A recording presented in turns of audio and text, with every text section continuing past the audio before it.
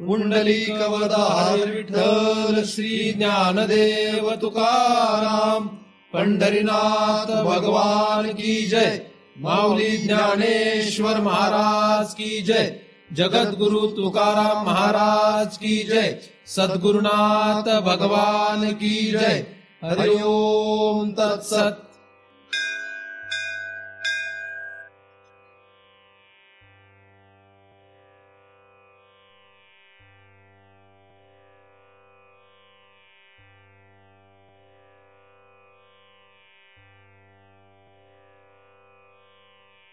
ध्यानमूलं गुरुमूर्ती, पूजामूलं गुरुपदम, मंत्रमूलं गुरुर्वाक्यम, मुक्तिमूलं गुरुकृपा।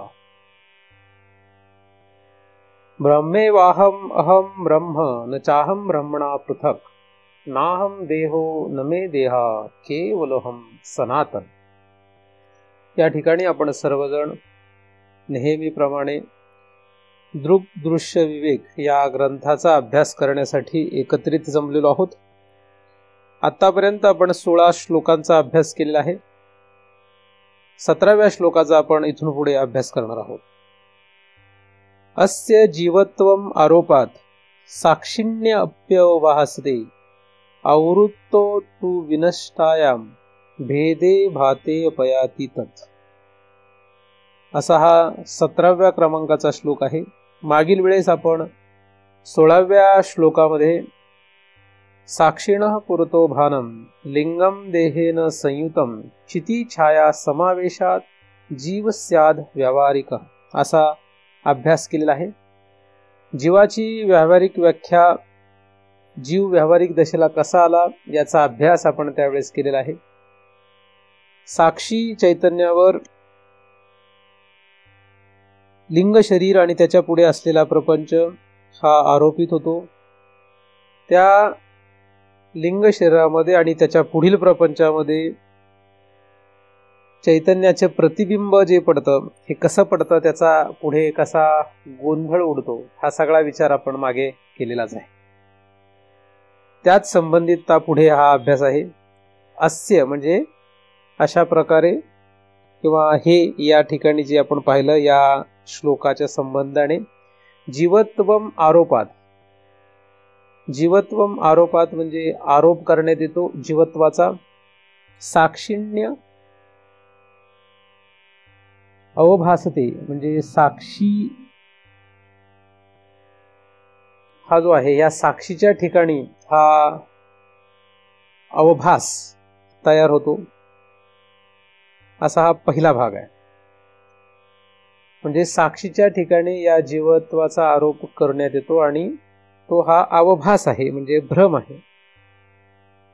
दुसऱ्या भागामध्ये आवृत्तो तु विनष्टायाम म्हणजे आवरण, आवृत्त म्हणजे आवरण, आवरणाचा विनाष्टायाम म्हणजे नाश करणे। आवरणाचा नाश केल्यानंतर भेदे भाते अपयाति तत् म्हणजे जो भेद आहे तो नष्ट होतो, तो भेद आपल्याला लक्षात येऊन नष्ट होतो, त्यामुळे जीवभाव सुद्धा नष्ट होतो। असा हा 17वा श्लोक आहे।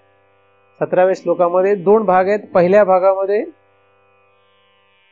जीवाचाच विचार आहे आणि दुसऱ्या भागामध्ये तो जीव कसा नष्ट होतो याचा विचार आहे।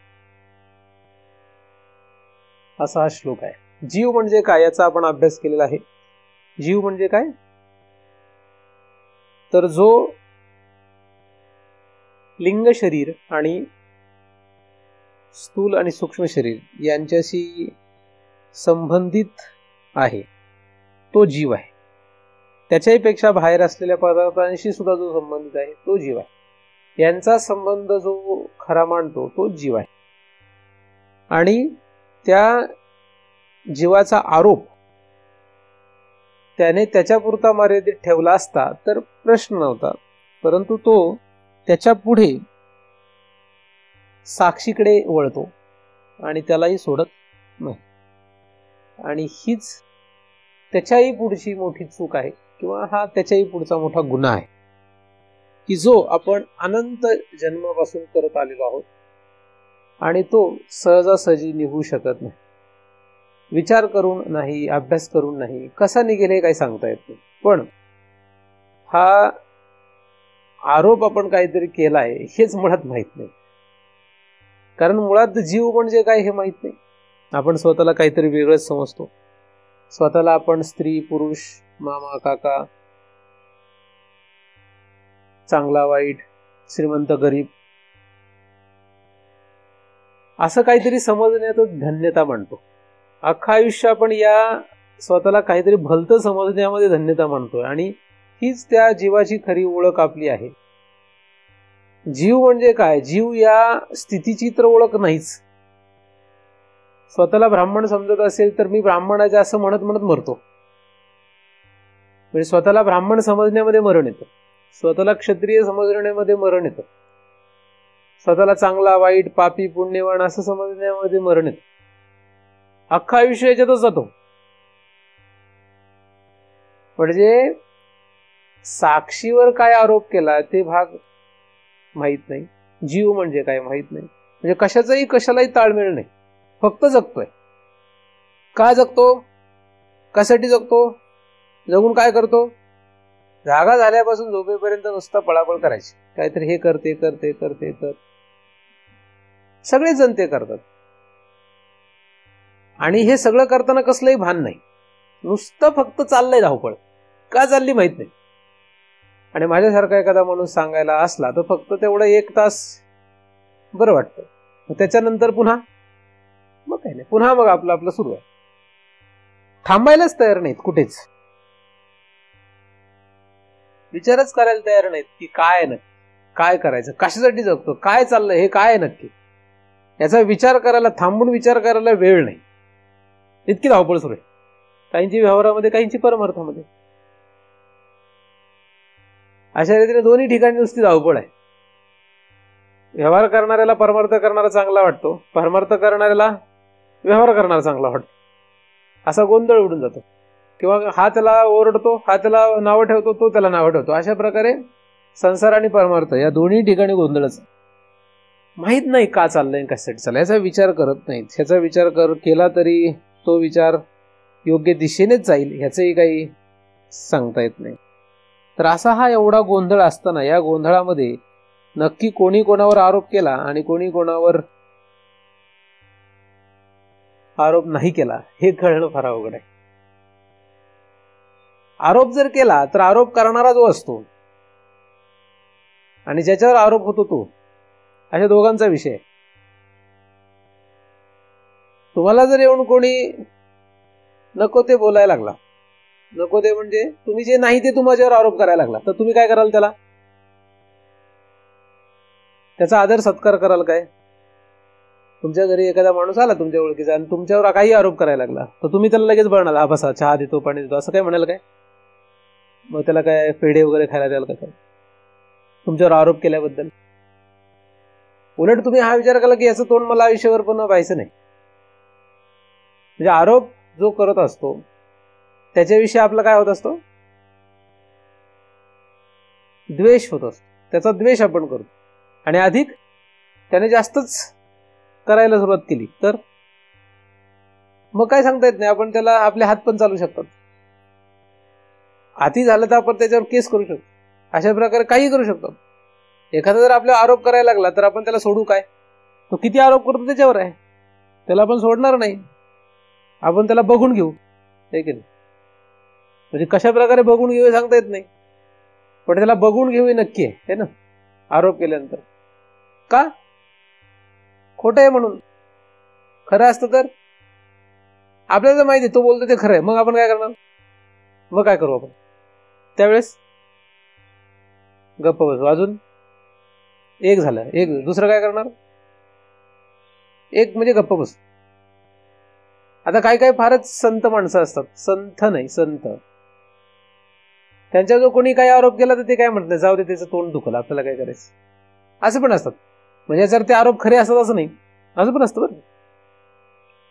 नाहीतर एखाद्यावर आरोप केले आणि तो गप्प बसला तर ते आरोप खरे आहेत असं नाही समजायचं काही, असं काही म्हणता येत नाही. पण संतावर कोणी किती आरोप केले तरी ते काही प्रत्युत्तर देतील किंवा बघून घेतील असं काही करत नाही. म्हणजे काही वेळेस आरोप केल्यानंतर साधारण माणसाची परिस्थिती अशी की तो प्रत्युत्तर द्यायला तयार असतो. संतांचं तसं होत नाही. आता एखाद्याने साधारण माणसावर जर आरोप केला आणि तो जर खरा असेल तर तो मनुष्य काय करतो? एक तर गप्प बसतो किंवा काय करतो? जो आरोप करणार आहे त्याला जरा तो बाजूला घेतो, है ना? आरोप करणाऱ्याला बाजूला घेऊन त्याला मांडवली करतात. त्याला जाऊ दे ना, कशाला सांगतो, गप्प बसती जरा, असं म्हणतो, होय की नाही? आरोप करणाऱ्या व्यक्तीला काय करायचं? मग त्याचं तोंड बंद करायचं. कसा? बरेच काही प्रकार असतात, त्याने गप्प बंद करायचं. गप कशाला बोलतोस, है ना? तर असेही प्रकार असतात. आरोप करणारा जो आहे, हा आरोप करणारा खरा आरोप करेल तर वेगळी गोष्ट आहे, खोटा आरोप करेल तरी वेगळी गोष्ट आहे. ज्याच्यावर आरोप होतो तो कसा आहे त्याच्यावर पण अवलंबून आहे. तो कसा आहे? साधारण मनुष्य असेल तर वेगळा आहे, साधू संत असेल तर वेगळा आहे. तर अशा रीतीने आरोप करणारा आणि आरोप ज्याच्यावर होतो तो, अशा दोघांनुसार व्यवहार बदलणार. आता या ठिकाणी आरोप जो आहे हा कोण कोणावर करतोय आणि कशाचा करतोय, काय आरोप करतोय, हाही महत्वाचा विषय. आरोप पहिल्या भागात आहे, जीवत्वम आरोपात, अस्य जीवत्वम आरोपात.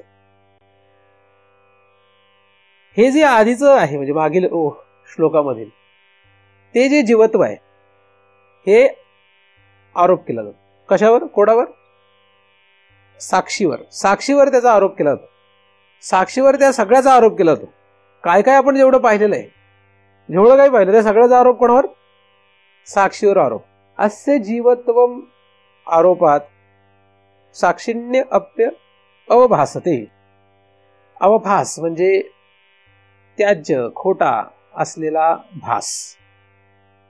जो भास मान्य नाही म्हणजे खोटा आहे, तो खरा नाहीये, असा अवभास तयार केला जातो. साक्षीवर तो त्याचा आरोप आहे. कशाचा? जीवत्वाचा. मग जीवत्व म्हणा किंवा जीवपणा म्हणा, ह्या सगळ्याचा आरोप कोणावर आहे? साक्षीवर. कोण करतं? जीव करतो. जीव आणि साक्षी असे दोन भाग आहेत.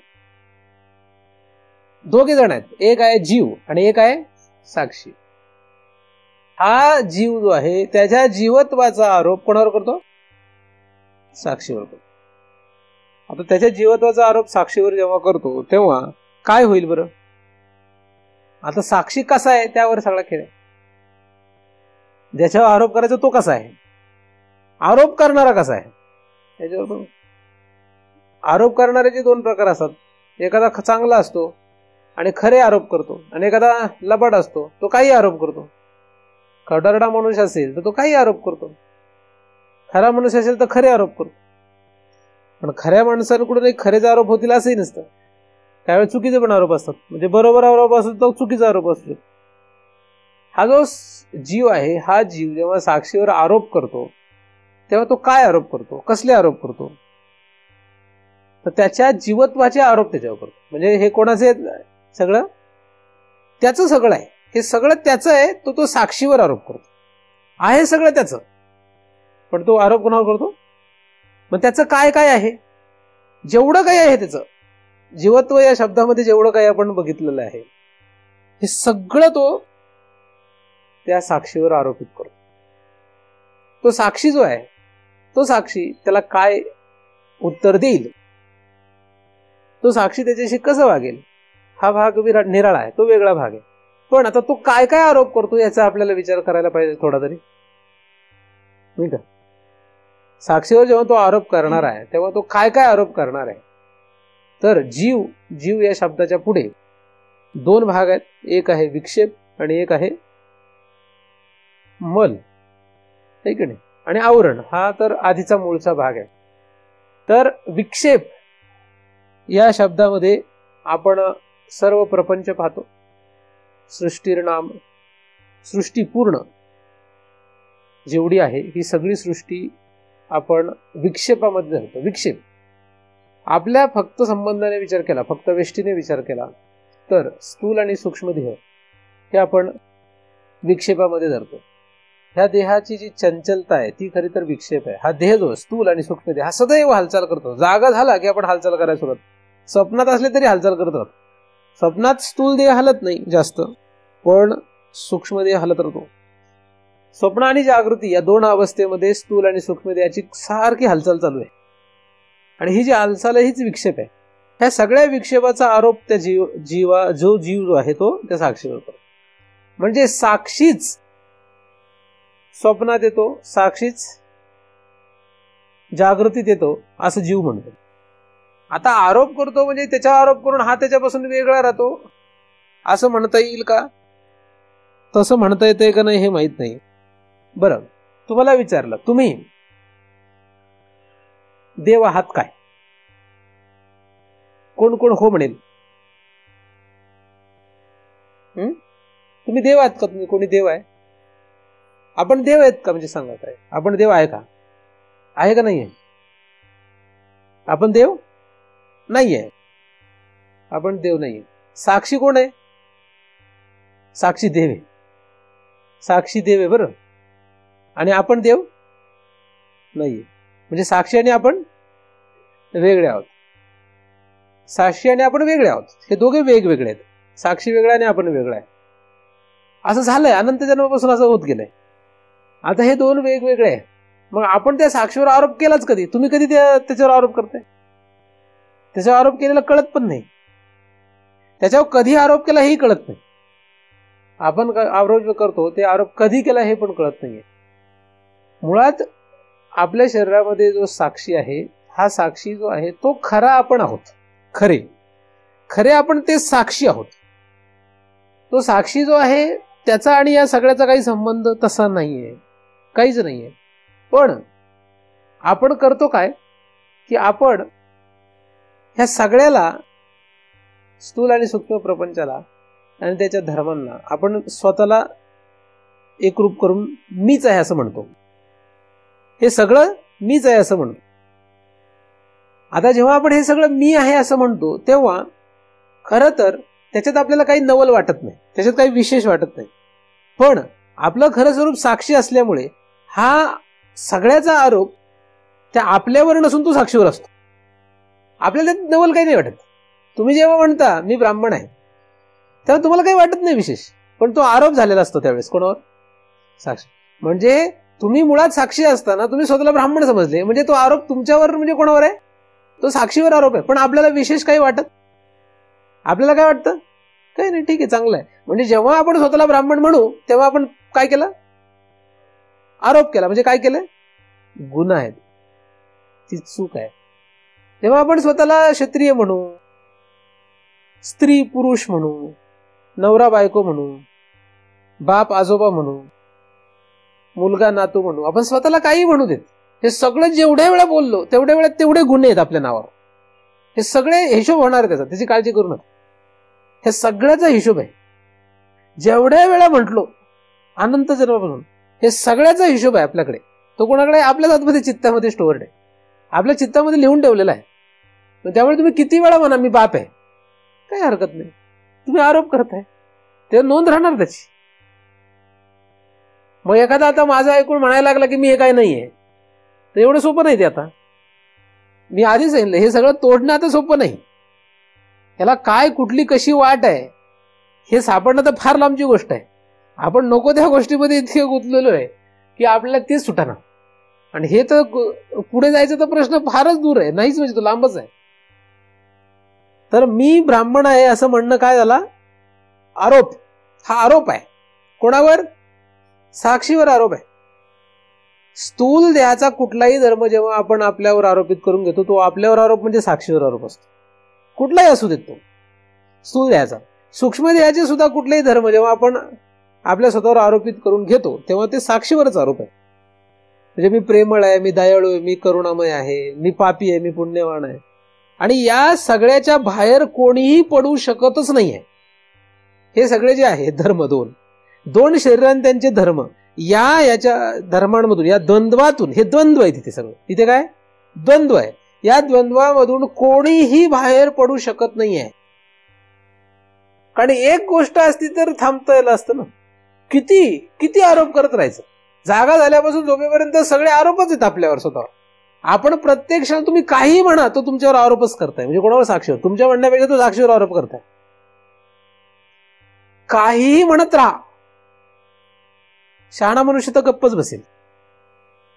कुठल्याही गोष्टीचा आपण जो काही विचार करतो ह्या सगळा तो साक्षीवर आरोप आहे. तुम्ही कोण आहे असं म्हटलं, स्वतःला काय दुसऱ्याला काय तुम्ही जर बोलू लागले, सांगू लागले, तर ते सगळे आरोपच आहेत. आपण स्वतःलाच म्हणत असतो, दुसऱ्याला तर म्हणतोच आपण, पण स्वतःलाही म्हणत असतो मी चांगला माणूस आहे. हे सगळं काय झाला? हा आरोप झाला. मी वाईट माणूस आहे, हा काय झाला? हा सुद्धा आरोपच झाला. मी पापी आहे, मी पुण्यवान आहे, मी फार चांगला माणूस आहे बरं, मला फार राग येतो बरं. तुम्ही काहीही म्हणत राहा, नुसते म्हणत राहा, वागत राहा, करत राहा. आणि हे अधिक सत्यत्वाने किती दृढ आहे, किती दृढ आहे ह्याचा तो हिशोब नाही. आणि ते जितकं दृढ तितकं आवरण आहे ते, कारण तिथं सत्यत्व जे आहे तेव्हाच आवरण आहे. सत्यत्व हेच आवरण आहे. जागा झाल्यापासून झोपेपर्यंत आपल्याला जर हीच विचार करण्याची सवय आहे, आणि ज्या लोकांमध्ये आपण राहतो त्यांना त्याचा थांगपत्ताही नाहीये, म्हटल्यानंतर तुम्ही काय करायला पाहिजे? ज्या लोकांना हा विषयच माहित नाही, हे काय चाललंय हेच माहित नाही, त्यांच्या संगतीत आपण राहतो, ते काय शिकवणार आहे आपल्याला? म्हणून साधू संग लागतो. साधूच्या संगतीत जर राहिलं तर आपल्याला ह्या सगळ्या गोष्टी लक्षात येतील, नाहीतर लक्षात येत नाहीत. लक्षात आणून द्यायला तुम्हाला कोणी बसलेलं नाही, कोणी नाहीये तिथे तुमच्याकडे. काय लक्षात आणून द्यायला कोणी नाही, आणि नुसतं लक्षात आणून देऊन उपयोग नाही, त्याच्यातून बाहेर पडलं पाहिजे, त्यासाठी वाट दाखवणार कोणी नाही. तर जागा झाल्यापासून झोपेपर्यंत फक्त आपण आरोपच करत राहतोय, आरोप, नुसते आरोप करत राहायचे. स्थूल आणि सूक्ष्म देहाचे धर्म सगळे साक्षीवर आरोपित. स्थूल आणि सूक्ष्म देहाचे धर्म म्हणजे जीवत्व, म्हणजे जीवपणा, आणि तो आरोपित आहे. कोणावर केलेला आहे आरोपित? हा आरोप कोणावर केलेला आहे? साक्षीवर आरोप केलेला आहे. हे सगळे धर्म आरोपित. आता जेव्हा आपण एखाद्या व्यक्तीवर आरोप करतो तेव्हा तो व्यक्ती काय करेल का माहित नाही, पण त्याच्या संबंधित लोक असतील ती सोडतील काय? एखाद्या माणसावर आपण आरोप केला तर तो कदाचित काही नाही करणार, पण त्याचे संबंधित लोक ते तरी सोडतील काय? ते म्हणतील आमच्या माणसावर आरोप करतो काय, मग ते सोडतील काय? तसं जेव्हा आपण साक्षीवर आरोप करतो तेव्हा साक्षी जरी काय करणार नसेल, त्याच्या पुढे बाकीची त्याची कोणी सेना असेल, ती काय सोडतील का? मग जसा आरोप तसं भोगावं लागतंय, जसा आरोप आहे तसं भोगावं लागणार आहे. आरोप हा फक्त बोलण्यात आणि समजण्यात आणि विचार करण्यात नसतो, तो काही वेळा कृतीत पण असतो. आरोप हा फक्त बोलण्यातून नसतो. आपण आरोप कसे करतो? फक्त बोलून आरोप नाही करत आहे, आपण कृतीत सुद्धा आपल्या साक्षीवर आरोप आहे. म्हणजे स्वतःला ब्राह्मण समजून ब्राह्मणाचे सगळे कृत्य करणं, म्हणत नाही कोणाला मी ब्राह्मण आहे, पण कृत्य कसले करतो? सगळे ब्राह्मणाचे करतो, म्हणजे करण्यात ब्राह्मण हा आरोप आहे. एखादे स्वतःला स्त्री समजतात, मग स्त्री समजून स्त्रीचे सगळे व्यवहार करणे, दृढत्वाने करणे, सत्यत्वाने करणे, पुरुष समजून पुरुषाचे व्यवहार करणे, स्वतःला प्रेमळ समजून प्रेमळपणाचे व्यवहार करणे, दयाळू समजून दयाळूपणाचे व्यवहार करणे, असं जे काही स्वतःला समजतो ते न बोलता न सांगता करतो. आणि हे सगळं जे करणं आहे त्या करण्यातून सुद्धा आरोप सिद्ध होतो. मग स्वतःच एखाद्याला वाटलं की मी ब्राह्मण आहे, मग तो ब्राह्मणाचं कृत्य केलं तर त्याला ते फल कसलं मिळेल? ते मिळणारच. तर फल द्यायला कोणीतरी बसलेलाच आहे. साक्षीने प्रत्यक्षात जरी फल नाही दिलं तरी त्याचा परिणाम म्हणून कोणी ना कोणी फल द्यायला तयारच. स्वतःला स्त्री समजलं की त्याप्रमाणे फल, पुरुष समजले की त्याप्रमाणे, ब्राह्मण समजलं की त्याप्रमाणे, क्षत्रिय समजलं की त्याप्रमाणे फल आहे. स्वतःला प्रेमळ समजलं, दयाळू समजलं, पापी समजलं, पुण्यवान समजलं, जे समजलो त्याप्रमाणे केलं की त्याप्रमाणे फल. ज्या प्रमाणात ते समजेल, ज्या प्रमाणात ते करेल तेवढ्या प्रमाणात ते फल तयार होतं. आणि मग ते फल भोगायला लागतं. ते भोगायला लागलं की मग पुन्हा भोगलं की मग दृढत्व येतं, दृढ वाटतं, खरं वाटतं, भोगल्यानंतर खरं वाटतं. उदाहरणार्थ मेणबत्तीवर हात धरल्यानंतर भासतो, नाही का? म्हणजे दृढत्व येतं की मेणबत्तीवर हात धरल्यानंतर काय होत असतं? भाजत असतं, असं आपल्याला कळतं. फार टेन्शन आलं, फार वैतागलो, आणि म्हणून कुठेतरी फिरायला गेलो, जरा फेरफटका मारून आलो. आता कुठेतरी फेरफटका मारून आलो की मग ते लक्षात राहतं. फिरायला गेलं की टेन्शन आलेलं कमी होतं, म्हणून पुन्हा टेन्शन आलं की काय करतो, पुन्हा फिरायला जातो. त्याला जे जे काही वाटेल त्याचं तो भोगतो, त्याच्यानंतर पुन्हा ते होतं, पुन्हा पुन्हा पुन्हा असं अनंत जन्म करत राहतो. अनुभव जोडत जातो हे सगळे. काही अनुभव पाहून, काही अनुभव करून, काही वाचून, काही ऐकून, अशा प्रकारे ते अनुभव सगळे आतमध्ये आहेत. आणि मग त्याप्रमाणे वागत राहतो. काही सांगावं लागत नाही, कोणाला काही सांगावं लागत नाही, ते सगळे बरोबर करतात. आपण ते सगळे अनुभव गोळा करत करत करत करत करत तो अनंत जन्म फिरलेला आहे. आणि त्याच्यामुळे कधी काय करायचं हे विचारायची गरज आहे काय विचारायची गरज आहे. सगळे आपापल्या मताने करतात. आपल्याला असं वाटतं यांना शिकवावं लागतं, काही शिकवावं लागत नाही, कोणालाच काही शिकवावं लागत नाही. मी आरोपाचं सांगतो ना, परमार्थ शिकवावा लागतो. परमार्थ शिकवावा लागतो, कारण परमार्थाची सवय नाही. व्यवहार शिकवावा लागतो नाही, पण तुम्ही तुम्हाला परमार्थ पण शिकवावा लागतोय. परमार्थ पण काही काही शिकवायला लागत नाहीये असंही म्हणू शकतो. आता काही काही परमार्थ जो शिकवायला लागत नाही तो जो आहे तो, कारण बऱ्याचशा लोकांना शिकवावं लागत नाही, त्यांचे ते करत असतात. तर ते सगळे परमार्थ नसून तो व्यवहारच आहे, सात्विक व्यवहार आहे. तीर्थयात्रेला जा वगैरे असं बऱ्याचशा लोकांना सांगावं लागत नाही, ते आपले आपले जातात तीर्थयात्रेला, देवदर्शन वगैरे सगळं सगळं जे काय. काही लोक ते पण नाही करत, त्यांना सांगावं लागतं. पण हा जो साक्षीवर केलेला आरोप आहे, हा आरोप आपण साक्षीवर करतो आहे ह्याचं भान नाही. त्याच्या हाताखाली सगळ्यात प्रमुख कामाला बरेचशी लोक आहेत, त्याच्या हाताखाली बरेच कामाला लोक आहेत. प्रकृती प्रमुख आहे, त्या प्रकृतीच्या आधिपत्याखाली अनेक जण आहेत, अनेक देवदेवता आहेत, नियती आहे, कृतांत आहे, अनेक आहेत. हे सगळे हे सगळे नोकर आहेत, त्याचे सगळे नोकर आहेत. सूर्य, चंद्र, यम, वायू, जल, पृथ्वी, अग्नी, हे सगळे त्याचे कामगारच आहेत. सगळे हे सगळे त्याच्या नियमातच राहतात. आपण जेवढे आरोप केले ते सगळे भोगायला होतात. हे भोगायला तो काही करत नाही, यांच्याद्वारे आपल्याला भोगावं लागतं. साक्षीला कसली हाऊस नाही, पण आपल्याला खायची हाऊस आहे. मग खायची हाऊसमुळे भोगावं लागतं. नंतर जसं खाईल तसं भोगावं, प्रकृती भोगायला होते. साक्षीला बोलायची हाऊस नाही, पण आपल्याला बोलायची हाऊस आहे. मग साक्षीला बोलायची हाऊस नसताना आपण बोलण्याचा आरोप त्याच्यावर करतो, मग ती आपल्याला प्रकृती तशी भोगावी लागते. जे काही कराल, चांगलं असू दे वाईट असू दे, हे दोन्ही प्रकारचं आपण काय करतो, त्या साक्षीवर आरोपित करून जगतो. आणि त्याच्यामुळे आपल्याला ते साक्षीच्या द्वारे नाही तरी बाकीच्या सगळ्याच्या द्वारे भोगावंच लागतं. आणि हे थांबणार कधी? हे थांबणार नाही, कारण आपल्याला ते थांबवायचं नाही, आपल्याला तशी इच्छा नाही आहे. आपल्याला हे चालावं असं वाटतंय, वाढावं असं वाटतंय, थांबवायचं नाही आपल्याला. ज्या दिवशी तुम्हाला हे सगळं थांबवावं असं वाटेल त्या दिवशी तुम्ही मुमुक्षु आहात. हे थांबवायचंय, बस आता सगळं बंद करायचं, हे अशी इच्छा पाहिजे. आपल्याला वाटतंय बंद कसं करावं, उलट आपण वाढावं कसं याचा विचार करतो. प्रत्येकाची इच्छा कसली आहे? वाढवण्याची इच्छा आहे. सगळं वाढलं पाहिजे, आता थांबलं पाहिजे. जितकी म्हातारी लोक आहेत असं वाटतं की आता हे जरा गप बसतील, शांत होतील जरा, ती उलट अजून पळत आहेत, फार धावपळ करत. शरीर धावायला तयार नसलं तर मनाने धावतात, बुद्धीने धावतात, पळत राहतात नुसते. थांबायची इच्छा नाही, थांबा. वाटतं लोक काय म्हणतील, काय वाटतं, गोतावळा काय म्हणेल, हे काय म्हणेल, ते काय म्हणेल, यांच्या चिंतेमध्ये थांबायची तयारी नाही, थांबवायचंच नाही. मग जिथपर्यंत या सगळ्यांचा गोंधळ आपण धरून राहू, जिथपर्यंत हा काय म्हणेल, तो काय म्हणेल, ही काय म्हणेल, ती काय म्हणेल, इथपर्यंत आपण विचार करत राहू, तिथपर्यंत तुम्हाला इकडे अजिबात येण्याचा विचारही नाही. जे करतोय आपण ते फक्त गंमत सुरू आहे, काही खरं नाही त्यामध्ये. थांबा.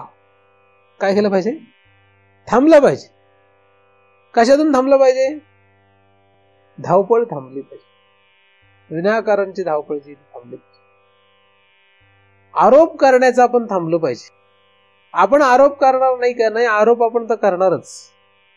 एखाद्याला या साक्षीवर आरोप करण्याची किती सवय आहे हे जर समजावून जरी सांगितलं तरी तो लगेच आता थांबेल असं नाहीये. ते कसं थांबेल, ते बंद कसं होईल हे सांगू शकतो. वाईट आरोप साक्षीवर करत असेल तर वाईट काढून मग चांगले करतो, चांगले करत असले की वाईट गप्प बसत नाही. असं काही सांगता येत नाही की तो जो आरोप करतोय तो चांगला आरोप करतोय म्हणून तो चांगलाच आहे. एखादा मनुष्य वाईट असतो म्हणजे तो स्वतःला वाईट समजतो, पुढे जाऊन तो म्हणजे हा वाईट समजणं हा आरोप कोणावर असतो? त्या स्वतःवर म्हणजे साक्षीवर असतो. पुढे तो प्रयत्नपूर्वक त्या स्वतःला चांगलं करतो आणि मग चांगला आरोप करतो, मी चांगला आहे असं जेव्हा तो म्हणतो तेव्हा तो आरोप तो साक्षीवर करतो. जो आधी काय म्हणत होता मी वाईट आहे, मी वाईट आहे, तो पुन्हा चांगला होता. म्हणजे आधी वाईटाचा आरोप होता, आता चांगल्याचा आरोप आहे. मग वाईटाचा आरोप होता तेव्हा नरकाला जावं लागतं, चांगल्याचा आरोप होता तेव्हा स्वर्गाला जावं लागतं. आणि तसं कृत्य असेल तरी तेच होतं. आरोप केला म्हणजे विचार केला की त्यानंतर कृत्य पण तसं. कृत्य करो अथवा न करो, नुसता आरोप केला म्हणजे फल भोगणेच आहे, पुढे कृत्य होईलच ते आपोआप. तर अशा रीतीने आपण या जीवत्वाचा अनंत जन्मापासून आरोप साक्षीवर करतोय. अनेक जन्म आपण काय करतोय? साक्षीवर हा आरोप करत राहिलो. आता हे कुठेतरी थांबलं पाहिजे. कसं थांबणार काय माहित नाही, पण आरोप सुरू. अस्य जीवत्वम आरोपात साक्षिण्य अप्यवभासते. आता जेव्हा साक्षिण्य अप्यवभासते म्हणजे साक्षीमध्ये तो अवभास तयार होतो. म्हणजे तो साक्षी जो आहे त्या साक्षीच्या ठिकाणी हा अवभास तयार होतो, म्हणजे साक्षी राहतच नाही. त्याचा अर्थ काय? साक्षी राहतच नाही, साक्षीचं अस्तित्वच संपुष्टात येतं. साक्षी नाहीच, त्याचं साक्षीचं स्वतःचं अस्तित्व काही नाही, त्याला काही किंमत नाही. साक्षी आहे का नाही हेच माहित नाही. आपण स्वतःला असं बरंच काही काही जे समजत आलो अनंत जन्मापासून, त्यामुळे आपण हेच काहीतरी आहोत असं वाटतंय. आपल्या पुढे तुम्ही जर लिहून घ्या मी कोण आहे असा प्रश्न करायला लिहायचा वर आणि खाली उत्तर लिहायचं, एका शब्दात लिहायचं. वर प्रश्न काय लिहायचा? मी कोण आहे असं लिहायचं, खाली उत्तर लिहायचं. ब्राह्मण हे पहिलं उत्तर, मग क्षत्रिय जे काय असेल ते, वर्ण, नंतर मुलगा, बाप, मुलगी, बायको, नवरा, काका, चांगला, वाईट, हे सगळं लिहित जायचं. किती होईल बरे संख्या म्हणजे याची अंदाजे? लहानपणी वेगळं, तरुणपणात वेगळं, म्हातारपणात वेगळं, जन्माला पासून मरापर्यंत एवढ्या काळामध्ये वेगळं, प्रत्येक क्षणाला वेगळं. किती होईल हे सगळं? हे सगळे एवढे काय आहेत? हे सगळे आरोप आहेत. आणि जगताना जागा झाल्यापासून झोपेपर्यंत यापैकीच कशाला आपण तरी मी समजतो. म्हणजे ह्या सगळ्यांचा आरोप त्या साक्षीवर एवढा भयंकर आहे की तो साक्षी कुठे आहे झाकलाय त्याला त्याने आरोपाने. म्हणजे एखाद्या माणसावर जर 100 आरोप केले तो माणूस कुठे आहे मग? नाही का? एखाद्या माणसावर खूप आरोप झाले तर त्या माणसाचं स्वतःचं मूळचं अस्तित्व ते राहतच नाही ना. एखादा मुलगा असेल, तो मुलगा आधी चांगला होता, त्याचं एक स्वतःचं काहीतरी ओळख होती, त्याची स्वतःची एक ओळख होती. आता काहीतरी कारणाने तो फार वेगवेगळ्या प्रकारे वागत गेला. मग त्याच्यावर एक एक आरोप व्हायला लागला. हा चोर आहे, हा नालायक आहे, हा गुंड आहे, असं भलते आरोप अनेक आरोप होत गेले. त्याचे सगळं आचरण पुढे तसं होत गेलं. 100 प्रकारचे आरोप झाले. आणि मग लहानपणी त्याला एखाद्याने जे पाहिलं असं म्हणतो, हा तोच आहे का? हा आणि तो, आता तो गेला, अरे हाच होता तो, असं केलं याने, असं होतं ना. म्हणजे तो जो होता तो कुठे आहे? तो सापडतच नाही, तो गायब झाला. मग कोण आला पुढे? हा जो आहे हा सगळा, हा एवढा प्रकारचा विचित्र आहे. विचित्र असं काही चांगला पण असतो. एखादा लहानपणी एकदम शांत असतो, काही करत नाही एकदम, आणि पुढे तो भविष्यात फार मोठा ऑफिसर होतो कुठेतरी. आपण तोच आहे, हुशार एकदम, सगळं बदलून गेला. आणि लहानपणी तो एकदम शांत होता. आपण तर हा तो आधीचा तो कुठे गेला? तर जेव्हा आरोप चांगला असो किंवा वाईट असो, कुठलाही आरोप असो, तो जो आरोप आहे तो आरोप जेव्हा वाढत जातो तेव्हा मूळचा जो कोणी आहे तो ओळखणं कठीण होतं. आरोप जेव्हा वाढत जातात तेव्हा मूळ खरा जो कोण आहे हे ओळखणं कठीण होऊन जातं. एक नाटक होतं, तो मी नव्हेच. आता तो मूळचा कोण आहे तेच कळत नाही, है की नाही? तुम्ही ते नाटक पाहिलं का? ऐकलं असेल. त्याच्यामध्ये तो जो माणूस आहे, तो माणूस खूप वेगळे प्रकार करतो, लबाड माणूस आहे. खूप लोकांना फसवतो तो. आता प्रत्येक जण त्याला वेगवेगळा ओळखतोय. एकाला वाटतो तो कॅप्टन आहे, एकाला वाटतो तो अजून काय आहे, अमका काय तमका काय, असं वेगळं वाटतं. आणि त्याला कोर्टात जेव्हा बोलवतात तेव्हा तो प्रत्येक वेळेस सांगतो मी तो निपाणीचा तो तंबाखीचा व्यापारी म्हणतो. आणि तो पण तो आहे का नाही हे माहित नाही. न्यायाधीशाला त्याच्यावर पण शंका, हाच आहे का तो पण, म्हणजे हा तो हा आहे का हा आहे का हा आहे काय, म्हणजे त्याचा मूळ तो कोण आहे हेच कोणाला कळत नाही. आणि मग तो प्रत्येक वेळ सांगतो, प्रत्येक जण म्हणतो अहो हा हा आहे, तो म्हणतो तो मी नाही. ह्याला विचारतो, हा म्हणतो मी अरे हा हा आहे, तो म्हणतो तो मी नव्हेच. एका मोठ्या लेखकाने लिहिलेलं नाटक येते, कोणी, आचार्य आत्रे आहे की नाही, आत्रेंचं नाटक येते. त्याच्यामध्ये काय होतं, प्रत्येक जण त्याचा आरोप करतो अरे हा आहे, तो प्रत्येक वेळेस सांगतो तो मी नाहीये. ते सगळे लोक ते सिद्ध करायला प्रयत्न करतात आणि हा सगळं त्यांना सांगून पटवून देतो की मी तो नाहीच आहे. आणि तो अजून भलतच कोणतरी सांगतो आणि तो पण तो आहे का नाही माहित नाही. जितके आरोप तेवढे प्रॉब्लेम वाढणार आहे, ओळखायला कठीण होणार आहे नक्की कोण आहे तो.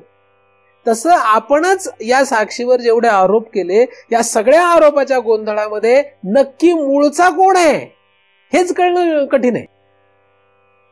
साक्षी कळणंच कठीण आहे. त्या साक्षीची ओळखच गायब झाली. साक्षी ओळखूच शकत नाही. आपल्याला साक्षी ओळखणं का अवघड आहे, कारण हे आरोप जे त्या आरोपाच्या गोंधळातून तर बाहेर पडलो पाहिजे, त्याचा तर निर्णय लागला पाहिजे. कोर्टामध्ये तो निर्णय लावत असतात ना की मग तो नक्की कोण आहे. कारण एकाचा निर्णय लावा तर दुसरा समोर येतो, तो म्हणतो अहो हा नाही तो हा आहे.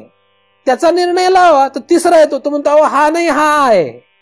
त्याचा निर्णय लावा न्यायाधीशाने तर चौथा येतो, तो म्हणतो हा नाही तो हा आहे. प्रत्येकाचा निर्णय लावत जावा तर दुसराच कोणीतरी येतो म्हणतो हा असा आहे. आपलंही तसंच आहे. आपण आपल्या या कशाचाही निर्णय लावू देत, आपण निर्णय लावायला लागलो की लगेच तो निर्णय लागतो दुसरा निर्णय येतो. आपण दयाळू आहे का असं जेव्हा आपल्या पुढे प्रश्न येतो, मग आपण दयाळू नाही असा निर्णय लागायच्या ऐवजी मग लगेच दुसरा येतो, आपण पापी आहे. मग आपण पापी आहोत का, मग त्याचा निर्णय लागायचा नाही लागतो, आपण पुण्यवान आहे असा निर्णय. आपण काय आहोत याचा निर्णय लावण्यामध्ये, म्हणजे हे साक्षी नक्की काय आहे हे कळण्यामध्ये आपल्याला खरं तर फारच कठीण होऊन बसलं. इतके आरोप आहेत, इतके आरोप करून बसलोय आपण या साक्षीवर. इतके आरोप केलेत की आता किती महाराजांनी सांगितलं बाबा हे सगळं नाही तर तो ऐकणारच नाही. ते आरोप काढण्यासाठी महाराजांनी कुठल्याही प्रकारच्या युक्त्या वापरल्या तर तो युक्त्या सुद्धा हाणून पाडील. त्या सगळ्या युक्त्या सुद्धा तो काय करेल, हाणून पाडील. म्हणजे एखाद्याला जर म्हणलं की तू कुठला पुण्यवान, कसलं पुण्य आहे तुझ्याकडे, काय पुण्य आहे, तर तो म्हणेल हा मला शिकवतात हे, मी तर चांगलाच माणूस आहे, नाही का. एखाद्याला जर म्हणलं कसला पुण्यवान वगैरे असं काही नसतं, ते पुण्यवानाच्या नादी लागू नको, ते सोडून दे, तर तो काय म्हणेल, मला शिकवतात असं म्हणेल. आता हे ठीक आहे, तो असंच म्हणेल. एखादा पापी असेल तर कदाचित त्याला म्हणलं अरे पापी काय नाही, तू घाबरू नको, काळजी करू नको, तो तर एक वेळ म्हणेल ठीक आहे महाराज सांगतात ना पापी नाहीये, मग तो ऐकेल. पण पुण्यवानाला जर म्हटलं की हे काय धरून बसू नकोस तू ऐकेल का, ऐकणारच नाही तो. आपण स्वतःला काय समजतो हे आपल्यालाही धड माहित नाही. किती काय काय समजतो असा प्रश्न आहे. किती काय काय समजतो आपण स्वतःला. प्रत्येक क्षणाला आपण आपल्या स्वतःला वेगवेगळे समजत चाललोय. हे सगळे आपल्यावर आरोप म्हणजे त्या साक्षीवर आरोप. प्रत्येक क्षणाला आपण आपल्यावर वेगळे आरोप करत चाललोय. दुसऱ्यावर तर करतोच, हे तर फारच वाईट आहे. खरं तर दुसऱ्यावर आरोप करतोच आपण, नाही का, करतो तो. ह्याच्यावर आरोप करू, त्याच्यावर आरोप करू, हा चांगला आहे तो वाईट आहे, हा पापी आहे तो पुण्यवान आहे, ह्याचं काही खरं नाही त्याचं काही तर बरंच वाटत नाही, हे सगळं आपण तर करतोच. ते तर फारच दुर्दैवी गोष्ट आहे. पण त्याच्यापेक्षा आपण स्वतःवर तर इतके आरोप करत चाललोय प्रत्येक क्षणाला, चांगले आणि वाईट दोन्ही, शुभ आणि अशुभ दोन्ही. आणि हे सगळं इतकं गोंधळ करून टाकलं या सगळ्यांनी की आपल्याला त्या साक्षीबद्दल काही कल्पनाच राहिलेली आहे. मूळ कोण आहे, मूळ कुठे आहे, काय साक्षी माहित नाही काय. आणि तो कुठे आहे, आपल्या इथे आतमध्ये आपल्याकडे तो. आपणच तो साक्षी आहोत खरे. पण आता राहिलेलो आता नाही. आता गोंधळ झालाय. सारखाच वेश पालटायचा म्हणल्यावर काय नाही. सारखाच जर वेश पालटला तर तो जो वेश पालटतोय तो कोण खरा आहे ते काय कळणार. बहुरूपीने रोजच वेश बदलला तर बहुरूपी नक्की कोण आहे काय कळायचंय. नाही का. तो रोज, मग एखाद दिवशी तो त्याच्या खऱ्या रूपात जरी आला तरी आपण म्हणाल हा बहुरूपीच आहे, नाही का. एखादा बहुरूपी तुमच्याकडे रोज येतो आणि रोज वेगळे वेश धारण करून येतो, आणि एका दिवशी खरा तो जो आहे तोच आला आणि तो म्हणला मी हा खरा आहे, तर तुम्ही काय म्हणाल, आम्हाला वेडा बनवतो म्हणाल का नाही. तर हा पण त्याचं वेगळंच रूप आहे. मग तो म्हणाल जाऊ दे यांच्या काय नादी लागायचं, मग दुसऱ्या दिवशी परत वेगळं रूप घेईल. मग आता खरा कोण आहे कळेल काय. म्हणजे जेव्हा आपण असंख्य आरोप करणार तेव्हा खरं जरी समोर आलं तरी ते पटणार काय होईल. सांगतो मी खरा कोण आहे तरी विश्वास ठेवा, तेच होऊच शकत नाही, तसं होणारच नाही ना. त्याचप्रमाणे आपण जगत असताना हे इतका गोंधळात आपण अनंत जन्मापासून आहे की आता साक्षीचं खरं स्वरूप जरी आपल्याला वाचण्यात आलं, लक्षात यायला आलं तरी आपण समजणार हे कुठे, हीच गडबड. इतका गोंधळ उडालाय. आरोप किती भयानक असतो, आणि एका एका आरोपाला निस्तरण्यासाठी अनंत जन्म फिरतायत माणसं. एक एक आरोप घेऊन लोक अनंत जन्म फिरतात, एक आरोप स्वतःवर करतात आणि तो आरोप निस्तरण्यासाठी किती काळ फिरतात, किती लोक फिरतात सांगता येत नाही. स्वतःला पुण्यवान समजलं हा एक आरोप आहे बरं, की किती काळ स्वर्गात फिरेल सांगता येत. स्वतःला पापी समजलं आणि त्याप्रमाणे कृत्य केले तर नरकाला किती काळ राहिले सांगता येत. स्वतःला नवरा समजलं की अख्खं आयुष्य मनुष्य राबत राहतो बरं. नुसतं एक भाव आहे, काय एक भाव आहे, पण इतका दृढ आहे तो, इतका दृढ आहे की महाराजांनी काही सांगू देत आता ऐकत नाही. मी नवरा आहे. आता कसा दृढ केलाय तो, बँड बाजा लावला, नंतर सर्टिफिकेट काढलं, पत्रिका छापली, बरेच काय काय केले उद्योग. हे सगळ्यामुळे झालं ते दृढ म्हणा. पण हे सगळं जे आहे हे इतकं दृढ आहे आता की तो मरेपर्यंत तो भाव सोडणारच नाहीये की मी नवरा आहे. स्त्रीचं तसंच आहे, मी बायको आहे मरेपर्यंत. तुम्ही म्हणाल मग तुम्ही तर आमची लग्न संस्था वगैरे सगळे मिटवायचेच नादाला लागलेत काय. मी तर सगळंच मिटवायचे नादाला लागलो. मी तर म्हणतो सगळंच वारदाना गोळा करा, सगळंच उरका. आपण स्वतःवर जे आरोप केले, एक आरोप धरून अख्खं आयुष्य काढतोय, एक आरोप, नाही का. म्हणजे किती कठीण परिस्थिती आहे का नाही. काते कांता कस्ते पुत्र संसारोमय अतिव विचित्र. काय अतिव अतिव विचित्र काय म्हणतात. काते कांता कस्ते पुत्र, कोणाची बायको आणि कोणाचं पोरग. पण हा म्हणतो माझी बायको माझं पोरग. महाराजांचं चिंतन ऐकले की म्हणतो माझी बायको कर नाही, हे नुसतं म्हणतो, खरं नाही ते. महाराजांना म्हणा परीक्षा घ्या माझी, मग अख्खा आयुष्य महाराजांचं तोंड बघायचं नाही. हा पुत्र, माणूस मरेल महाराजांचं ऐकणार नाही, पण पुत्राला पुत्रच म्हणेल. मरेल तो, तुम्ही मारणार, तो माणूस म्हणजे तुम्ही बरं मरून जाल, पण पुत्राला पुत्रच म्हणणार, नवऱ्याला नवराच म्हणणार, बायकोला बायकोच म्हणणार. हा आरोप आहे. कसा शिथिल होईल तो, कसा नष्ट होईल माहित नाही, पण आरोप. त्याच्यामुळे तुमचं मूळ स्वरूप तुम्हाला लक्षात येणार. त्यामुळे मूळ साक्षी लक्षात येत नाही. साक्षी लक्षात न येण्यासाठी साक्षी लक्षात घेणं हे कारण नाहीये, हा उपाय नाहीये. चुकीचं जे समजलोय ते काढणं पहिलं गरजेचं आहे. त्याला व्यतिरेक म्हणतात. वाचणं नाही, वाचून काही होत नाही. आपण स्वतःला जे चुकीचं समजतो ते नष्ट करावं लागेल. वाचणं हा तर एक भाग आहे, त्यातला फक्त एक पार्ट आहे वाचणं, वाचन करणं. उलट वाचल्यानंतर मी शहाणा आहे असा आरोप पण करतो स्वतःवर, मला जास्त कळत असा पण आरोप करतो. काय करेल हे सांगता येत नाही. काय किती शहाणपण दाखवलं कोणी किती शहाणपण दाखवलं तरी जास्तीत जास्त त्याला मी साक्षी एवढंच कळेल, नाही का. त्याच्या पलीकडे काय करणार, सगळ्यांना तेच कळेल. म्हटलं तर नवीन काय साध्य करणार आहे, म्हणून मीच शहाणा म्हणण्यात काय अर्थ आहे. त्याच्या पुढे तर काय जाणार आहे, गेला तरी एकाच पातळीला जाईल साक्षी, ठीक आहे. त्याच्या पुढे काय करणार. पण तो घेऊन बसतो अहंकार, स्वतःलाच शहाणा समजू लागतो. कधी सोडणार हे सगळं. हे चुकीचं समज आहेत सगळे, हे आरोप आहेत स्वतःवर हे सगळे आरोप आपण धरून बसतोय. सोडणार नाहीयेत आपण हे आरोप. आणि हे आरोप कसे सोडावेत, काय करावं, कसं करावं, हे काही शास्त्रात सापडत नाही. शास्त्र सांगता असे आरोप करताय तुम्ही चुकलेले आहात, इथे विपरीत आहे सगळे, है ना. शास्त्र म्हणजे मी तुम्हाला आद्य शंकराचार्यांचं प्रमाण सांगितलंय. आता तुम्ही आद्य शंकराचार्यांचं पण ऐकणार नसाल तर माझं काय ऐकणार तुम्ही? फक्त माझी बायको नाही, माझा नवरा नाही, माझा पुत्र नाही, माझी मुलगी नाही, माझी संपत्ती नाही असं नुसतं म्हणणं वेगळं आणि प्रत्यक्षात तसं आचरणात येणं हे वेगळं. यात फरक आहे. तसं दृढ होणं अंतःकरणात, एखाद्या म्हणजे अंतःकरणात आमच्या दृढ झालंय, चांगली गोष्ट आहे. मग तुला आचरणात नाही आलं तरी चालतंय, म्हणजे कृतीत नाही आलं तरी चालतंय, पण अंतःकरणात दृढ पाहिजे. आता माझ्या अंतःकरणात हे दृढ आहे की ही बायको माझी नाही, हा नवरा माझा नाही, हे मुलं बाळ माझी नाहीत, हे संसार माझा नाही, हे माझ्या अंतःकरणात दृढ आहे. तपासून कोणाकडून पाहिलं? माझा सगळा अभ्यास झालेला आहे, पण परीक्षा कधी दिली? मी पास झालोय 10वी, पण परीक्षा कुठे दिली? निकालच लागला नाही, परीक्षा दिली नाही, आणि पास कसा झाला? म्हणजे कुठेतरी त्याला तपासायला पाहिजे ना. तपासल्याशिवाय, टेस्टेड ओके, तपासल्याशिवाय आपणच आपला निर्णय कसा लावावा? तसं चालत नाही. व्यवहारातही चालत नाही, परमार्थातही चालत नाही. लोक आपला आपच निर्णय लावून टाकतात. काही नाही, आमचा कोणावर काही जीव गुंतलेला नाही, आपला आपण निर्णय लावून टाकतात. गुंतलेला असतो का नसतो हे तपासून बघा.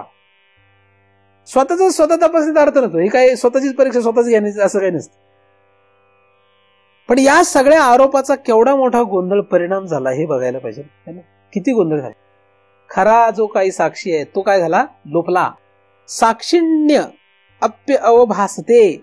साक्षीचा साक्षीपणा लोपला आणि तिथे अवभास तयार झाला, म्हणजे त्याज्य तिरस्कृत असा भाव तयार झाला.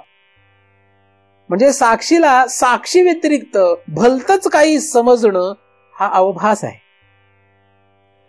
स्वतःला पापी समजणं, स्वतःला पुण्यवान समजणे दोन्ही सुद्धा अवभास आहे. पण हे आपण एकदमच म्हटलं मी पापी नाही पुण्यवान नाही म्हणजे होणार नाहीच आहे. त्याच्या आधी आपला बाहेरचा प्रपंच फार मोठा आहे. हे सगळे आरोप पण आहेत ना. मी तर म्हटलं लिहून ठेवा तुम्ही कागदावर. तुमच्याकडे एक रजिस्टर असलं तर ते भरून जाईल अख्खं, आणि त्याच्यातलं एक एक वजा करत चला. लोक वाढवत चाललेत, कमी नाही करत. कारण आधी एकटा होता जन्माला आल्या आल्या. तुम्ही जन्माला आल्याला किती जण होते? 2 होते का 3 4 होते? किती जन्माला आलेल्या किती जण होते तुम्ही? किती होते एकूण? एकच होतो जन्माला आलेला, एकच होतो. मग हळूहळू किती झालो? 3 झालो. 3 म्हणजे कसे?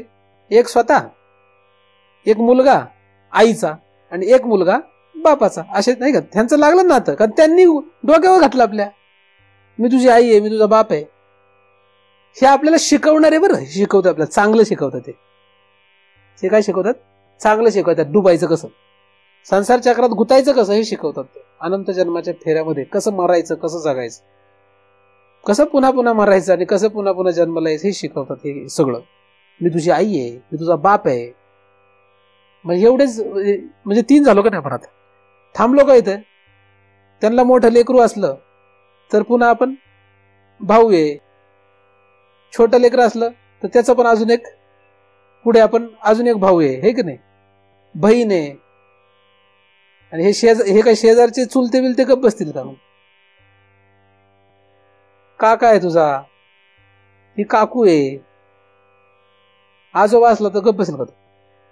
तुझा आजोबा आहे. आजी असेल तर गप्प बसेल, तुझी आजी आहे. म्हणजे हे सगळे आरोप. आणि मग वयाचे 20 वर्ष झाले अंदाजे की त्याला विचारा तुम्ही, काय रे कोण आहेस?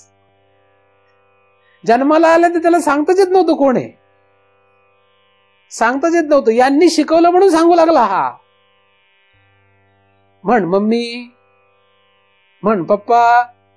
मग हे यांनी शिकवलं सगळं. वयाच्या 20व्या वर्षी यांना ही सगळी गप झाली, सगळे गप बसले. हाच सांगतो.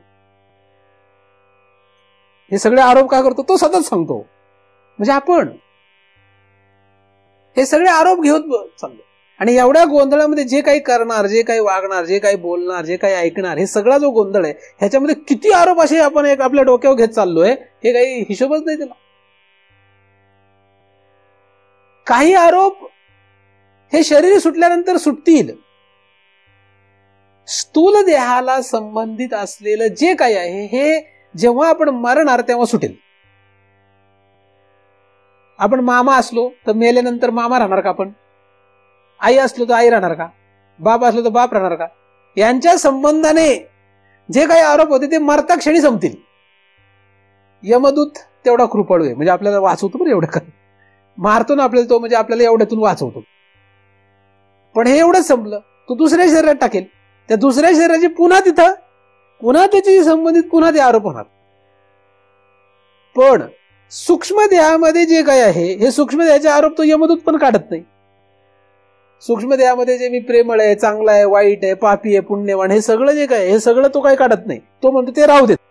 बरोबर, उलट त्याच्यावर तर मला तुला फिरवायचंय. त्या दोघांचाच हिशोब करून तुला पुढची गती द्यायची आहे, कुठलं शरीर द्यायचंय त्याच्यावर तर ठरवायचंय. पण यमदूत काढतील, महाराज काढतील काय?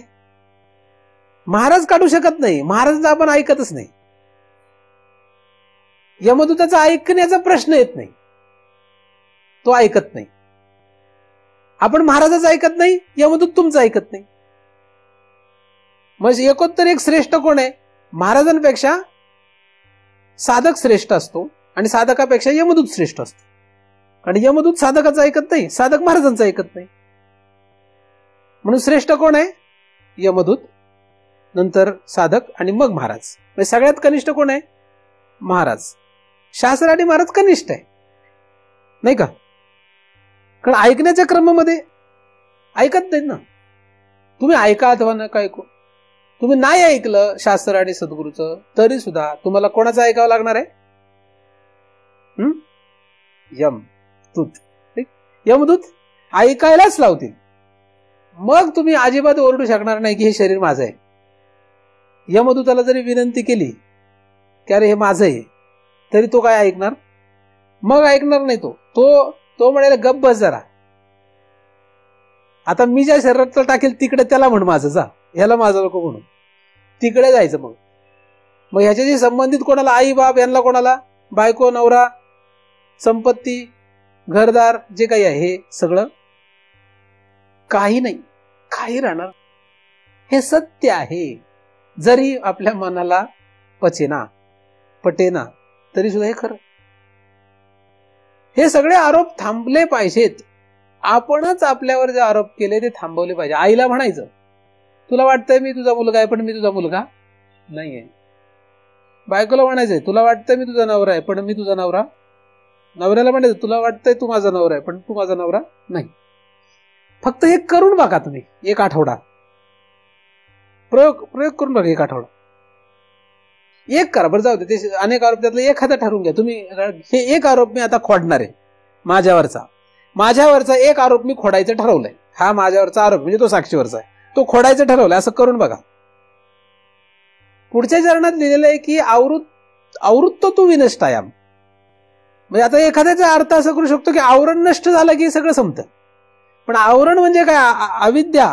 अविद्येचे आवरण अंश आहे आवृत्त होणं. ते तर सत्यबुद्धी हेच अज्ञान. ह्याच्यावर सत्यबुद्धी आहे, हेच मुळात अज्ञान टिकण्याचं कारण आहे. म्हणून हे सत्यबुद्धी नष्ट करणे गरजेचं आहे. सत्यबुद्धी नष्ट कशी होणार? यासाठी काहीतरी करावं लागेल ना. ते आरोप आहेत हे लक्षात आलं पाहिजे. खोटं आहे, ते खरं नाही आहे. यासाठी काहीतरी करावं लागेल, काहीतरी विचार करावा लागेल, काहीतरी प्रयोग करावा लागेल, काहीतरी प्रक्रिया केल्याशिवाय आपल्याला त्याच्यातून बाहेर नाही पडता यायचं. तर ठरवून घ्या, काहीतरी आपण ठरवूया की हे आता माझे आरोप आम्ही खंडित करणार. आम्ही ठरवलं आता एवढे आरोप खंडित. खूप आरोप खंडित करण्याची गरज नाही. काही महत्वाचे आरोप खंडित करायचे ठरवायचे. आपलं आपण ठरवायचं, दुसऱ्याला काय सांगायचं नाही. तुम्हाला वाटतं ना दुसरा कोणीतरी काय म्हणेल आपल्याला, आपलं आपण ठरवा स्वतः. दुसऱ्याला काय बोलायचं नाही. त्याला काय बोलायचं ते बोलू. तुम्ही जसं जो दृढ करत जाल ते जे आपल्याला चिकटलेलं असते ते आपोआपच सुटत जात. लोखंड तापायला लागलं की त्याच्यावर चढलेल्या गंजाला दूर हो म्हणून सांगावं लागत नाही, तो गंज आपोआपच जातो, नाही की नाही? पण लोखंड तापत राहावं लागतं. लोखंडाने तापत राहावं, आपोआपच गंज जातो. तसं तुम्ही स्वतः तापत राहा. तुम्ही हे ज्ञानाने, या बोधाने जसे तुम्ही वाढत जाल तसतसं हे कंजाळ, हे सगळे जे आरोप आहेत हे सगळे तुटत जातात, राहत नाहीत ते कोणाकडे आपल्याकडे. मला कोणीच नातेवाईक नाही, मला कोणीच गोतावळा नाही, मला कोणी विचारतच नाही. मी काहीच नाही केलं, कोणाला जाऊन काही नाही म्हटलं, फक्त मी मलाच समजावत गेलो, मला शिकवत गेलो, म्हणून मला कोणीच राहिलं नाही. मी कोणाला सांगितलं नाही या किंवा जा, आणि मी कोणाकडे येत नाही जातही नाही, ठीक आहे. म्हणून काय झालं, मला काही राहिलेच नाही. स्वतःमध्ये बदल केला तर सगळं बदलणार आहे. हा आरोप आपण केलेला आहे आपल्यावर, जीवत्वाचा आरोप साक्षीवर आहे, म्हणजेच आपल्यावर आहे. हा दुसऱ्याने नाही केलेला. दुसऱ्याने तुम्हाला म्हटलं म्हणून तुम्ही काही करणार, काही आपण ऐकायला लागलो, हीच चूक आहे. त्या बाईने म्हटलं की मी तुझी आई आहे, मी तुझा बाप आहे म्हटलं म्हणून आपण ऐकलं, आणि साधू संत सांगतात ते काही नाहीये, तर मग ऐकत का नाही? नाही का? साधू संत काय सांगतात? साधू संत सांगतात हे कोणी गोतावळा तुझा नाही, आणि त्यांनी सांगितलं गोतावळा, त्यांचं ऐकतो. म्हणजे आपण जास्त व्हॅल्यू कोणाला देतोय, किंमत कोणाला देतोय? साधू संताला देतोय का यांना देतोय? आपण किंमत कोणाला देतोय? किंमत यांना देतो, साधू संतांना देत नाही. आणि दाखवतो काय आपण? परमार्थ करतोय. प्रत्यक्षपणे किंवा अप्रत्यक्षपणे साधू संतांनी अनेक ठिकाणी हे लिहून ठेवलेलं आहे. नको नको म्हणा गुंतू माझ्याळी, काळ हाला जवळी ग्रासावया, काळाची ही उडी पडेल बा जेव्हा, सोडविना तेव्हा मायबाप. म्हणजे मायबाप वजा केली, त्याला भीती पण दाखवली, कारणही दाखवलं की बाबा म्हणून तरी ऐका, नाही का? हे सगळ्यांना ते खोडत गेले. हे सगळं नाहीये, ह्याचा काही संबंध नाहीये. मृत्यू आल्यानंतर हे सगळं तुटेल, त्याच्या आत लक्षात घे. का त्याच्या आत लक्षात घ्यायचंय? कारण त्याच्या आतच हे लक्षात घेतलं तर साक्षी काय लक्षात येईल. मेल्यानंतर ते सगळेच तुटणार आहेत. मेल्यानंतर आई राहणार नाही, बाप राहणार नाही, बायको राहणार नाही, नवरा राहणार नाही, संपत्ती राहणार नाही, गोतावळा राहणार नाही, काहीच राहणार नाही मेल्यावर. पण साक्षी ओळखता आलेलं नाही, म्हणून गोतावळ्यात ह्या गटांगळ्या खात राहावं लागते. परत मरणाच्या आत हे आपल्याला संपवावं लागेल. मेल्यानंतर ते संपेल, आपोआपच संपेल, नाही का? राहील कोण मेल्यावर? मेल्यावर कोण राहणार आहे आपल्याला? आपण मेल्यानंतर पुन्हा आपल्या परिवाराला भेटायला आलो, असं कधी झालंय? कोणी आलंय का तुमच्या परिवारात कोणी परत भेटायला वर्ष श्राद्धाच्या दिवशी? तरी आवाहन करतात लोक ये म्हणून, काही येत नाही है ना? येतात नाही येत ना जेवायला वगैरे? कुठल्या तरी दुसऱ्याच नातेवाईकाला बोलून आणतात, त्याला जेवायला घालतात, पितर जेवला म्हणून. तो कुठला जेवतोय पितर? तो कुठं नरकात गेला का पितूर लोकाला गेला? कोणाला कल्पना नाही. हे म्हणतं पितूर येतो, यालाही बरं वाटतं, चांगलं चांगलं खायला मिळतंय. परत येता येत नाही, याच्यातून एकदा बाहेर पडलो की परत येणे नाही, हे सत्य आहे. ऐका अथवा ऐकू नका. मरण येण्याच्या आत हे आपल्याला तोडावंच लागेल. मेल्यानंतर तर आपोआपच तुटेल. मग तोटा काय? मेल्यानंतर जर हे तुटेल, समजा नॅचरलीच तुटेल, ते नैसर्गिकरित्या तुटेल ना सगळं नातं, पण त्यावेळेस साक्षीची ओळख झालेली नसणार. मरण्याच्या आत जर तोडलं स्वतःहून आपण, तर साक्षीची ओळख करून घेण्याचा अधिकार आहे. आपण मग खरा कोण आहे? कारण हा आरोप नष्ट झाला, हा आरोप नष्ट झाला, हे सगळे आरोप नष्ट झाले, आता मग खरं काय आहे हे जाणण्याचा अधिकार येतो. अधिकार येतो, जाणलं नाही जात लगेच. पण त्यासाठी आधी हे आपल्याला काय करावं लागेल? सगळं सोडावं लागेल, सोडावंच लागेल. एखादा म्हणाला काय जरा सूट वगैरे बघा काहीतरी, सोडावं कसं लागेल? स्थूल रूपाने किंवा सूक्ष्म रूपाने. अंतःकरणातून सोडणं फार जास्त महत्वाचं आहे. पण अंतःकरणातून सोडल्यानंतर आमच्या अंतःकरणातून सगळं सुटलेलं आहे असं म्हणण्याचं धारिष्ट करणं म्हणजे फार मोठी गोष्ट आहे बरं. पण तसं झालं तर जास्त चांगलं, मग स्थूल रूपाने सोडावं नाही लागत. अंतःकरणातून सुटलं की स्थूल रूपाने सोडायची गरज नाही.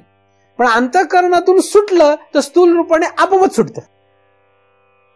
कारण जगामधले जे पदार्थ आहेत आणि जीव जे आहेत बाकीचे, हे जीव ओळखतात, लगेच ओळखतात कोण आपलं आहे कोण परक आहे.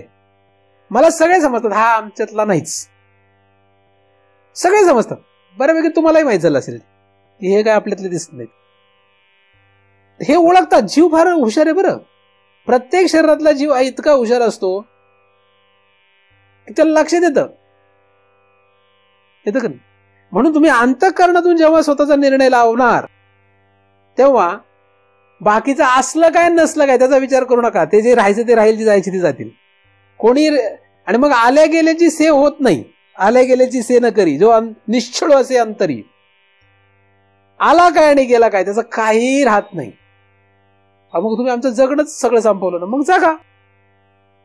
कारण तुम्हाला असं वाटतं याच्यातच जगणं आहे, मग जगावं त्याने.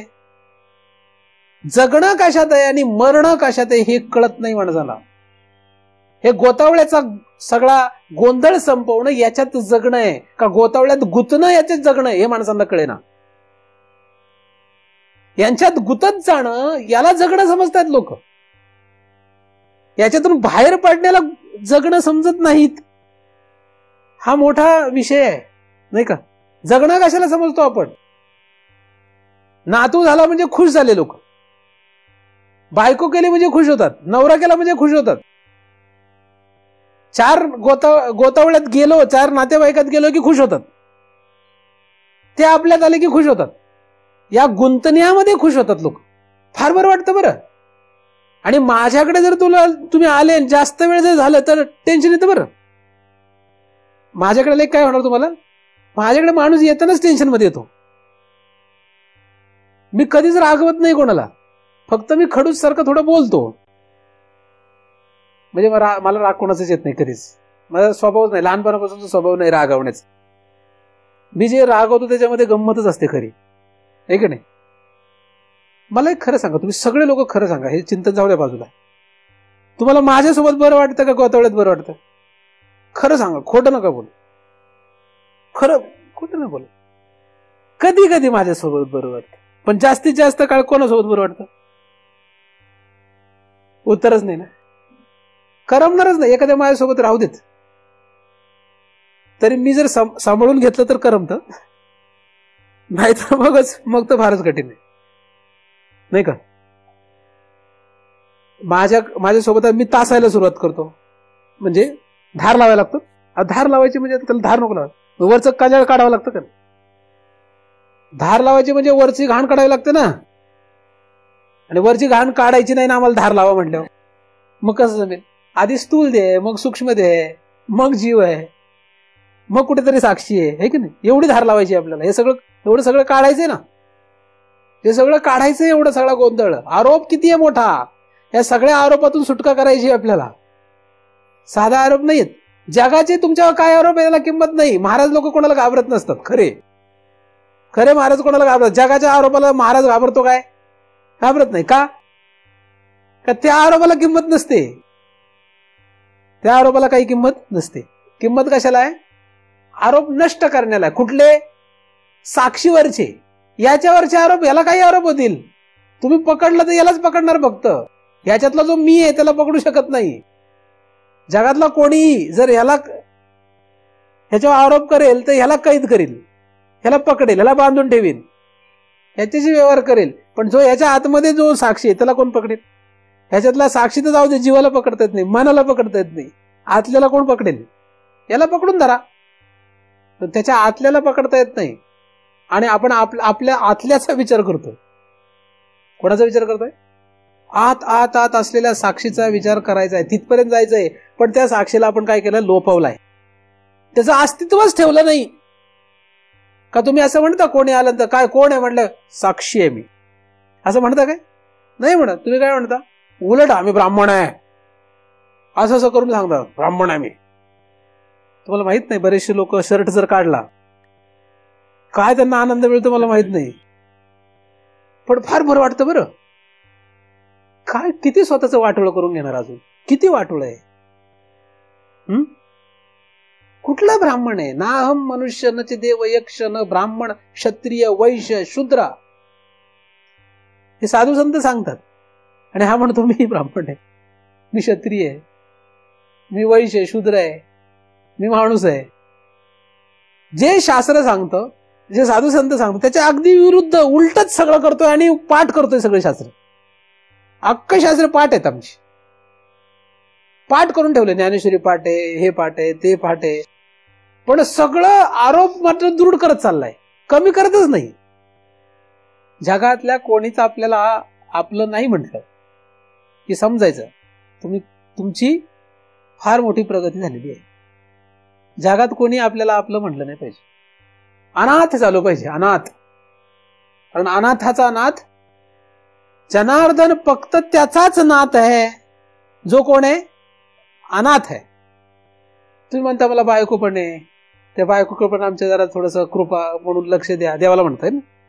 आमची 2 पोरं आहे त्यांच्याकडे लक्ष द्या. मग देव म्हणतो ठीक आहे मी लक्ष देतो त्यांच्याकडे, आमच्याकडे देव देवता आहेत बाकीच्या, त्यांना कामाला लावतो, ते लक्ष देतील त्यांच्याकडे, तुझे नवस बिवस काय असतील ते पूर्ण करतील ते सगळे. पण मी तुझा नाथ का?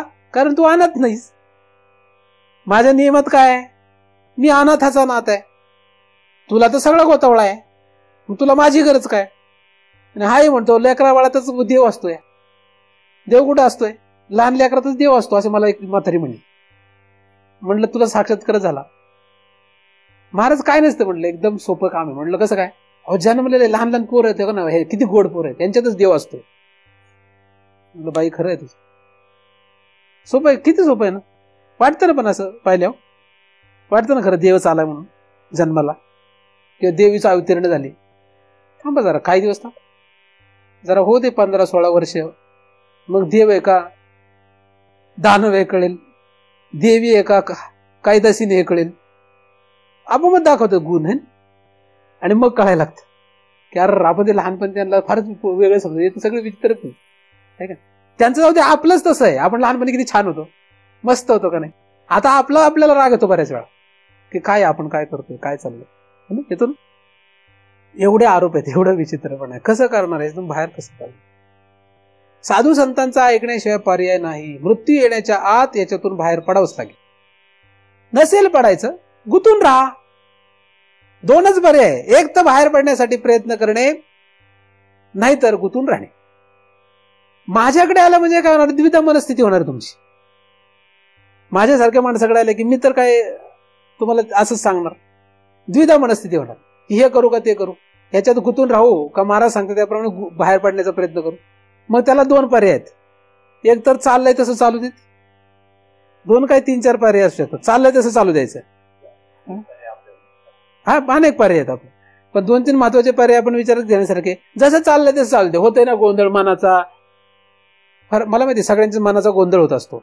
काय करावं आता, महाराज तर असं म्हणतात आणि आपल्याला तर असं करावं वाटतंय, आणि गोतावळा असं म्हणतोय, म्हणजे गोंधळ होतो ना.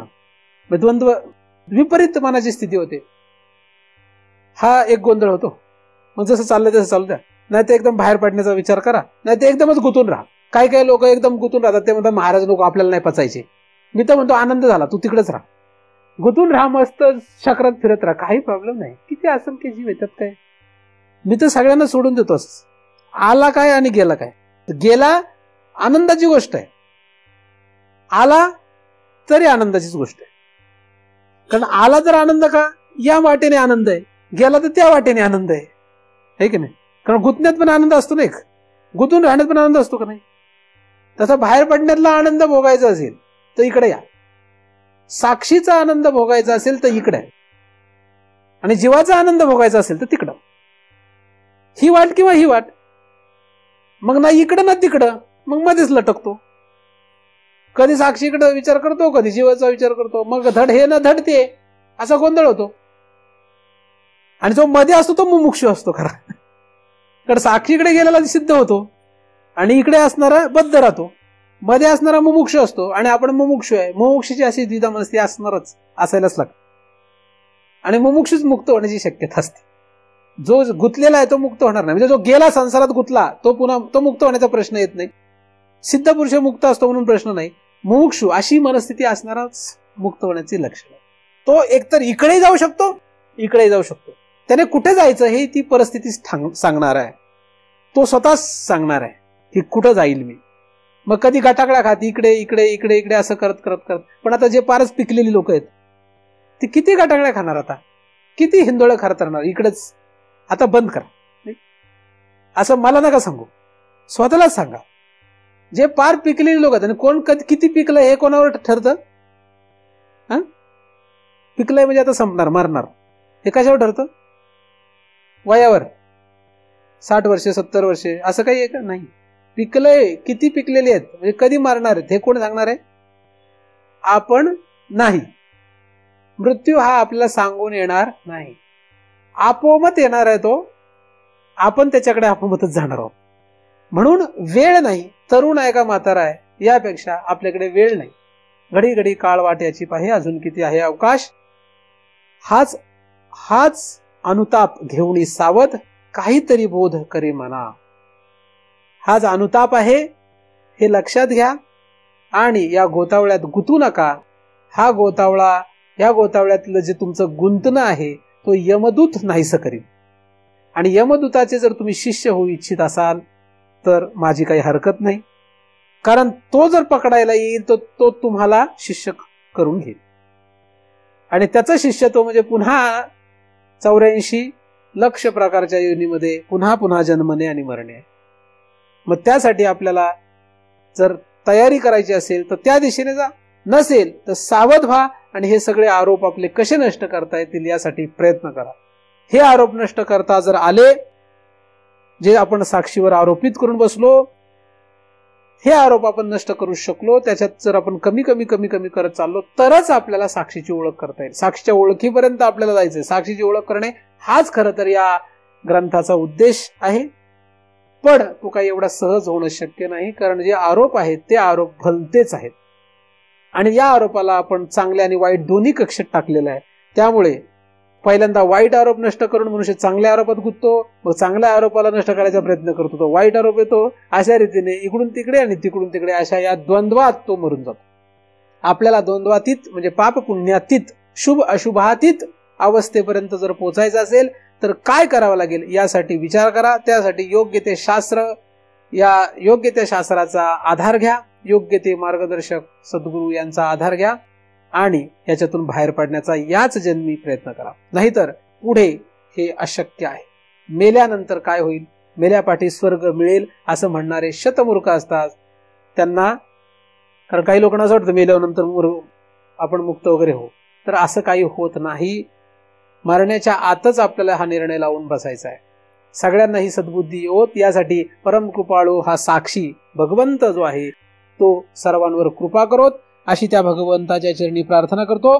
त्याच्या कृपेने निर्माण झालेले चिंतन त्याच्या चरणी अर्पण करून येथेच पूर्ण विराम देतो. पुंडलीक वरदा हरी विठ्ठल श्री ज्ञानदेव तुकाराम. पंढरीनाथ भगवान की जय. माऊली ज्ञानेश्वर महाराज की जय. जगद्गुरु तुकाराम महाराज की जय. सद्गुरुनाथ भगवान की जय.